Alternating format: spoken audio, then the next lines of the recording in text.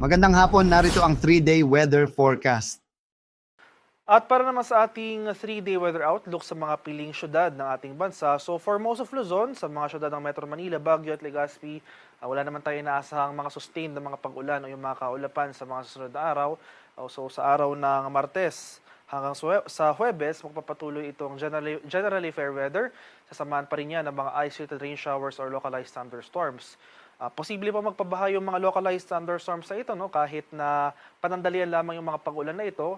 Kung malakas yung mga pag-ulan, maghanda po tayo sa mga banta ng mga biglaang pagbaha, especially sa mga flood-prone or yung mga low-lying at susceptible areas. Sa bahagi naman po ng Visayas, sa mga syudad ng Metro Cebu, Iloilo at Tacloban, from Tuesday to Thursday, wala rin pa tayo naasang mga sustained na pag-ulan. No? Generally fair weather, yung mga pag-ulan lamang na localized thunderstorms ang kailangan nating paghandaan.